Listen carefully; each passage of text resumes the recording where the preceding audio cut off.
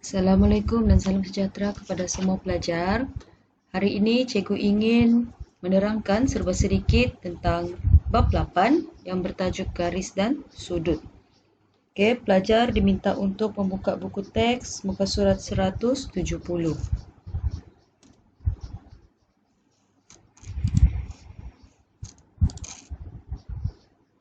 Okey, garis dan sudut. Di awal topik ini kita akan mempelajari tentang tembereng garis kongruen. Apa yang dimaksudkan sebagai tembereng garis kongruen? Tembereng garis kongruen ialah dua tembereng garis sentiasa sama panjang. Okey, dua tembereng garis yang sentiasa sama panjang. Tembereng garis ni adalah satu garisan lurus ditanda dengan menggunakan huruf abjad besar pada dua titik hujung tembereng garis. Okey, ini contoh dia lah, gambar yang cikgu boleh bagi. Ini tembereng garis AB dan yang kedua ni tembereng garis PQ. So, kamu tengok, tembereng garis ditanda dengan abjad yang berhuruf besar. Dan kedua-dua tembereng garis ni mempunyai panjang yang sama. So, ini menjelaskan kedua-dua tembereng garis AB dan garis PQ adalah kongruen kerana mempunyai panjang yang sama iaitu 10 cm. Kalau tembereng garis tu mempunyai perbezaan sedikit, contohnya tembereng garis AB 10 cm dan tembereng garis PQ 10.1 cm, itu dikira sebagai tidak kongruen. Walaupun hanya perbezaan yang sedikit. Dia mesti sama, mesti tepat. Okey, itu untuk tembereng garis kongruen. Sekarang kita tengok untuk sudut kongruen. Okey, sudut kongruen ni adalah dua sudut yang mempunyai saiz yang sama. Dia sama macam tembereng garis, tapi ini untuk sudut. Okey, maksudnya dua sudut tu mempunyai saiz yang sama. Untuk penulisan sudut, sudut ditanda dengan menggunakan simbol ini simbol sudut. Dan huruf abjad besar pada dua hujung lengan dan bucu sudut. Okey, kamu boleh tengok di sini. Okey, ini gambar yang pertama, kamu tengok. Ini adalah sudut ABC. Sudut ini boleh dipanggil sebagai sudut ABC sama dengan 110 darjah atau sudut CBA 110 darjah ataupun sudut B 110 darjah. Huruf yang di tengah mestilah huruf yang berada dengan sudut, bukan yang di hujung. Yang mesti berada di sudut itu adalah sudut yang di tengah. Okey, itu untuk penulisan sudut. Yang di bawah ni adalah untuk sudut kongruen. Okey, jika kamu tengok sudut ABC dengan DOE mempunyai saiz sudut yang sama, 110 darjah. Jadi, sudut ABC dan sudut DOE adalah sudut kongruen kerana mempunyai saiz sudut yang sama iaitu 110 darjah. Okay, so kamu sudah mempelajari dua jenis kongruen. Kongruen ni maksudnya sama. Yang pertama tembereng garis kongruen, yang kedua sudut kongruen. Okey. Seterusnya bagaimana kita ingin menganggar saiz sudut? Okey, saiz sudut kita boleh anggarkan dengan mempertimbangkan sudut tegak dahulu. Di mana sudut tegak ialah 90 darjah. Okey. Seperti gambar raja ini. Okey, ini adalah sudut tegak. Dalam buku teks pun kamu boleh rujuk muka surat 172. Okey, sudut tegak dia adalah satu garisan lurus di bawah dan satu garisan tegak di atas. So, sudut tegak 90 darjah. Yang kedua ialah sudut kurang daripada 90 darjah, di mana ini sudut tegak dan sudut itu kurang dari 90 darjah. Yang ketiga adalah sudut lebih besar daripada 90 darjah, di mana kamu buat satu garisan tegak dan garisan sudut itu melebihi 90 darjah. So, itu dipanggil sebagai sudut lebih besar daripada 90 darjah. Okey, bagaimana untuk mengukur panjang tembereng garis dan saiz sudut? Kita tengok video ini. Okey, ini contoh cikgu ambil daripada latih diri 8.1. Okey, kalau untuk ukur setiap tembereng garis yang berikut. Okey, kalau untuk ukur tembereng garis, maksudnya satu garisan lurus. Okey, kita tengok daripada tanda A kepada tanda B. So, kamu ambil kamu punya pembaris. Okey, kita ambil bacaan CM. Kamu nampak ni CM. Okey. Kosong letak dekat A. Okey, kosong letak dekat A, kemudian kita tanda dekat B. So B dekat sini. Artinya dia ialah 4.3. Okey, dia berada dekat sini. Sini 4.3. So kamu kira lah. Sini 4, ni 4.1, 4.2, 4.3, 4.4, 4.5. Okey, jadi dekat sini dia jadi 4.3 cm. Okey, contoh kita ambil yang B. B pun sama. Kita start daripada P kepada Q. So, kosong kita letak dekat P.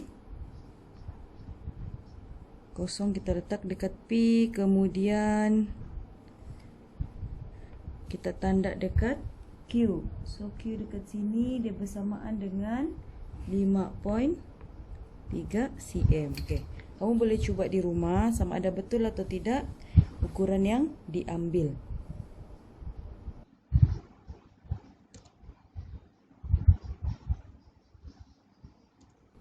Okey, seterusnya untuk anggaran saiz sudut.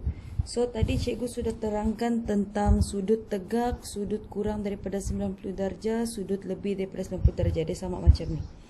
Okey, so untuk kita tentukan, kita akan buat sudut tegak dahulu. Maksudnya satu garisan lurus. Okey. So, kerja di sini. Okey, kemudian ambil lagi satu pembaris. Okey, cikgu guna yang panjang lah sini. Kita ambil lagi satu pembaris untuk pastikan dia sudut 90 darjah. Okey, macam ni, begini. So, dia melebihi 90 darjah. Dia melebihi sudut tegak. Jadi kamu boleh katakan anggaran sudut ini ialah 100 darjah, di mana dia lebih daripada 90 darjah. Contoh dia. Okey, contoh yang ini kedua. Okey, kita ambil garisan satu ni dan kita letak satu pembaris untuk mencari sudut 90 darjah. Sebab sudut 90 darjah ni sudut tegak. Okey.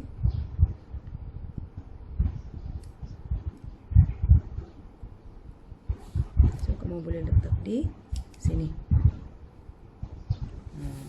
So kamu tengok. Sudut ni kurang dari 90 darjah.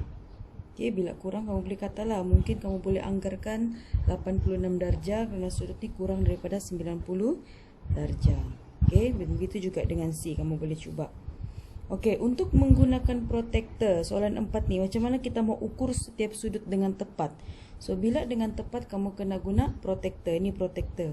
Okey. Kalau kamu guna yang di luar, sifar dari sini kosong. So 10 darjah, 20 darjah sampai 180 darjah. Tapi kalau kamu punya kosong dari kanan, kamu akan guna yang di dalam. Okey, 10, 20 sampai 180. Okey, so contoh cikgu ambil soalan 4. Okay, kita tengok soalan 4. Okey. Dia susah mau baca sebab dia pendek. So kamu ambil pembaris, kamu panjangkan dia supaya kamu boleh baca. Okey, kemudian kamu pastikan bucu ni, bucu yang ini kamu letak dekat sini, garisan tengah ni. Sorry. Okey, dekat garisan tengah ni dia punya bucu. Okey, so letak macam ni. Okey. So pastikan garisan sini selari dengan garisan sudut. Okey, baru kita tengok dia menyentuh di mana. Okey, dekat sini kita sudah panjangkan, so garisan sudut dia berada di sini. Okey, kita ambil dari luar sebab kosong bermula dari sini. So dia 52. Okey, dia dekat sini. Artinya ini 52 darjah. Okey. So cikgu cuba yang B, sama juga panjangkan garisan. Okey, panjangkan garisan. Sama seperti tadi, garisan ini terletak pada bucu. So, terletak pada bucu. Luruskan dia. Okey, kemudian kita ambil yang di sini. Okey, sikit. Okey. Ambil di sini, cikgu. Kalau yang ini kita ambil sifar dia yang di dalam. Ambil sifar dia yang di dalam. So, kita tengok bacaan yang di dalam. Dia bersamaan dengan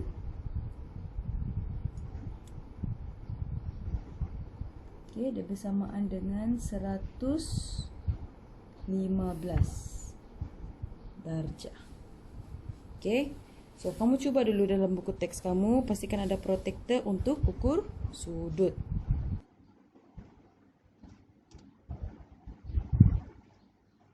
Okey, seterusnya adalah sifat-sifat sudut. Di sini ada 5 sifat sudut yang perlu kamu tahu untuk pembelajaran hari ini.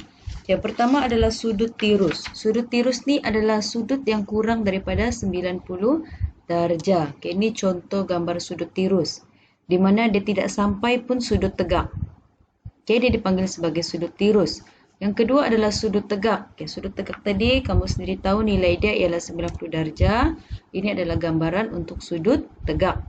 Okey, 90 darjah dan dia berbentuk segi empat. Tapi kadang-kadang soalan dia tidak bagi bentuk segi empat, tapi bila kamu ukur dia 90 darjah. Okey, sudut yang ketiga ialah sudut cakar.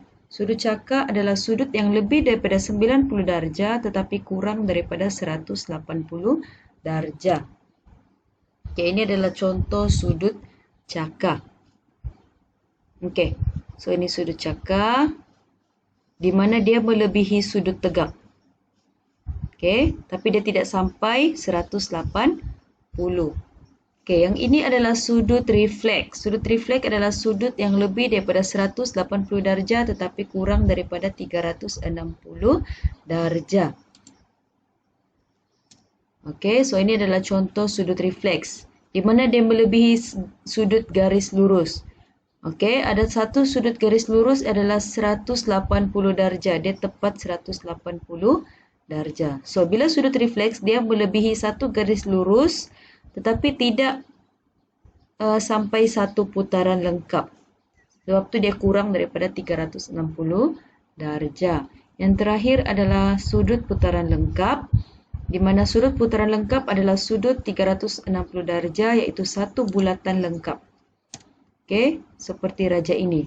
Dia satu garisan dan dia merupakan satu putaran lengkap. Nilai sudut ialah 360 darjah. Okey, kita tengok contoh daripada latih diri 8.1C. Okey, yang ini cikgu ambil contoh latih diri 8.1C untuk sudut pada garis lurus, sudut refleks dan sudut putaran lengkap. Okey. So, dia suruh tentukan sama ada sudut tersebut sudut garis lurus, sudut refleks atau sudut pada putaran lengkap. Okay, kalau kamu tengok sini. Okey, kita akan buat satu garisan. Kat sini, satu garisan lurus. Okey, kamu tengok. Dia sudut melebihi satu garisan lurus. So, bila dia melebihi satu garisan lurus, dia ialah sudut refleks. Sebab seperti cikgu terangkan tadi, sudut refleks ni ialah sudut yang lebih daripada 180 darjah tetapi kurang daripada 360 darjah. Okey, manakala yang bini satu garis lurus dan ini sudutnya, ini dipanggil sebagai sudut pada garis lurus. Okey, itu sudut pada garis lurus 180 darjah. Manakala yang C satu garisan dan dia ialah satu putaran lengkap. Ini dipanggil sebagai sudut putaran lengkap. Okey, untuk soalan 2. Salin setiap raja berikut. Kenal pasti dan tandakan 1 sudut pada garis lurus, 2 sudut refleks dan 3 sudut putaran lengkap. Okey, so kamu boleh bulatkan. Contoh yang A. 135 tambah dengan 45 ini ialah sudut pada garis lurus. Untuk sudut refleks kita boleh tandakan sampai sini. Okey, di mana 45 darjah tambah 135 darjah tambah 88 darjah. So dia lebih daripada 180 darjah. Manakala sudut putaran lengkap adalah satu putaran lengkap, kamu tanda. Okey. Sudut putaran lengkap. Alright. Okey, itu contoh yang cikgu boleh bagi.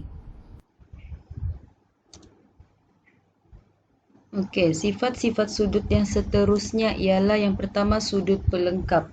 Sudut pelengkap ni adalah hasil tambah sudut sentiasa 90 darjah. Dua atau lebih sudut, bila kamu tambah jadi 90 darjah, itu ialah sudut pelengkap. Yang kedua ialah sudut penggenap. Sudut penggenap ni adalah sudut yang hasil tambah sudut menjadi 180 darjah. Okey, 180 darjah tepat. Manakala sudut terakhir adalah sudut konjugat, di mana hasil tambah sudut sentiasa berjumlah 360 darjah. So, kena ingat tiga ni. Sudut pelengkap 90 darjah, sudut penggenap 180 darjah, sudut konjugat 360 darjah. Okey, ini contoh latih diri 8.1E. Okey, seterusnya adalah untuk mengira sudut pelengkap, sudut penggenap dan juga sudut konjugat. Okey. So kita ambil contoh daripada latih diri 8.1E. Okey. Alright. So ini adalah gambar raja. Dia kata sini dalam gambar raja di sebelah A dan 46 darjah ialah sudut pelengkap. A dengan 46 darjah ini sudut pelengkap. Diberi A dan B ialah sudut penggenap. A dengan B sudut penggenap dan sudut konjugat bagi C ialah 283. Hitung nilai A, B, C, D. Okey, yang pertama kita kena cari A. So, untuk cari A, dia bagi sini A dan 46 darjah sudut pelengkap.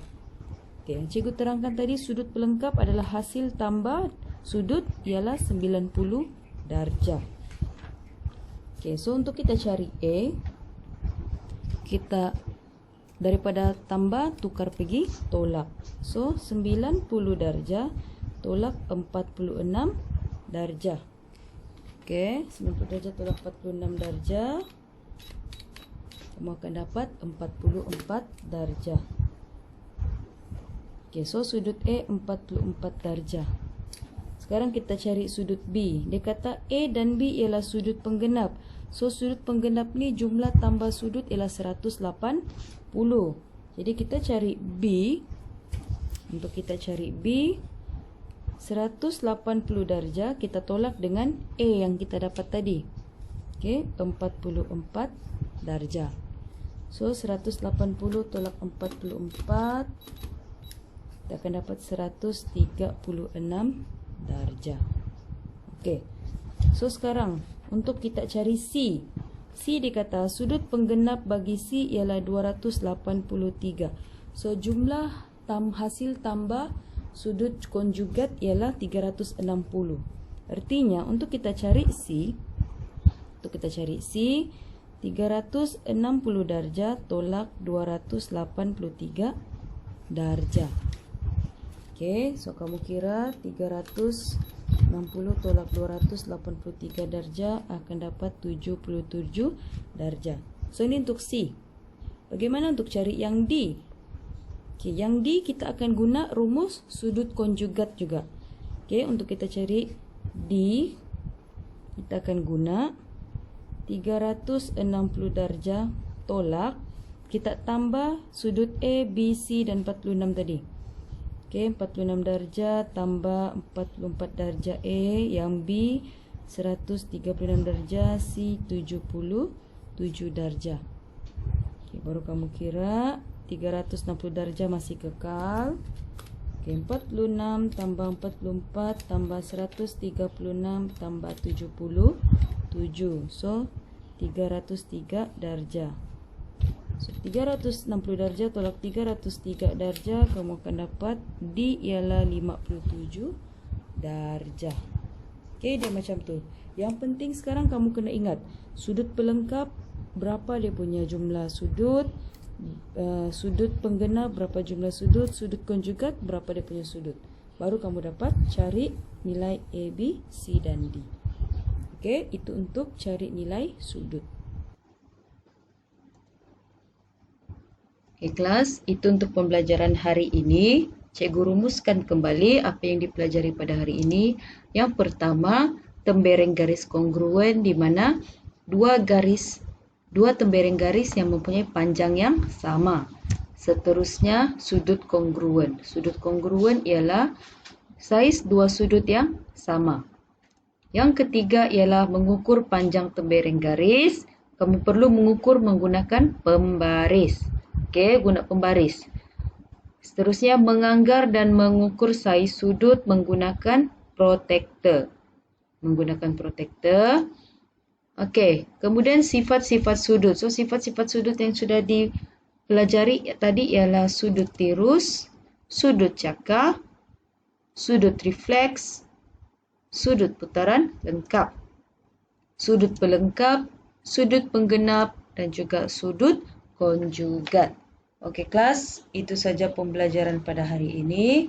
Cikgu harap video ini dapat membantu kamu untuk lebih memahami dan menguasai topik garis dan sudut. Seterusnya, kamu akan membuat latihan yang cikgu akan berikan sebentar lagi. Terima kasih. Assalamualaikum.